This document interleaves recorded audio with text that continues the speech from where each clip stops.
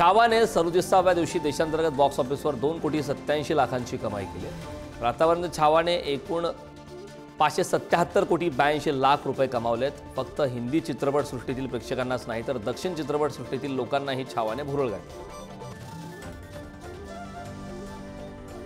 अभिनेत्री पूजा हेगडेने सिनेसृष्टीतील लिंगभेदाविषयी भाष्य केले। हे सर्व इंडस्ट्रीमध्ये घडणाऱ्या छोट्या छोट्या गोष्टी असतात। अभिनेत्याची व्हॅनिटी व्हॅन ही सेटजवळ उभी असते तर अभिनेत्रींनी आपला लेहंगा उचलून बराच अंतर चालावं लागतं अशी खंत तिने व्यक्त केली। यामी गौतमच्या गिनी वेड्स सनीचा सिक्केल प्रेक्षकांच्या भेटीला येणार आहे। तर गिनी वेड्स सनीच्या सिक्केलवर काम सुरू आहे। चित्रपटामध्ये विक्रांत मेसी आणि यामी यांच्या भूमिका पुन्हा साकारणार आहेत। गिनी वेड्स सनी 2 पुढील वर्षीच्या सुरुवातीला प्रदर्शित होऊ शकते।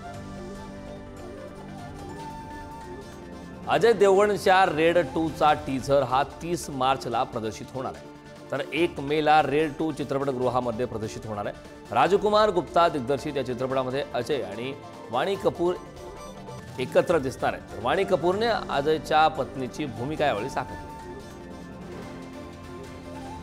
तमन्ना भाटियाच्या ओढेला 2 चित्रपटाचा नवीन पोस्टर रिलीज झाला। हा चित्रपट 17 एप्रिलला जगभरातील चित्रपटगृहामध्ये प्रदर्शित होणार आहे। तर चित्रपटाचा थिएटर ट्रेलर एप्रिलच्या पहिल्या आठवड्यात प्रदर्शित होणार असं तमन्ना एका नागासारूच्या अवतारात या चित्रपटामध्ये दिसणार।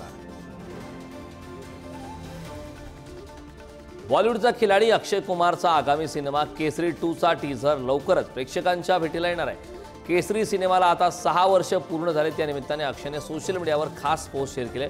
या पोस्टद्वारे अभिनेत्याने केसरीच्या पार्ट 2 बद्दल चाहत्यांना ट्विट केले।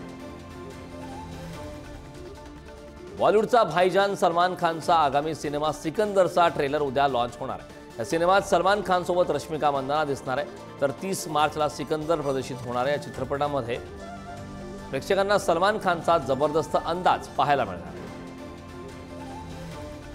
अक्षय कुमारचा जॉली LLB 3 चित्रपट 19 सप्टेंबर रोजी प्रदर्शित होणार आहे। वायकॉम 18 स्टुडिओजने ही रिलीज डेट जारी केली। जॉली LLBच्या दोन्ही चित्रपटाच्या यशानंतर निर्मात्यांनी तिसऱ्या चित्रपटाची मात्र घोषणा केली।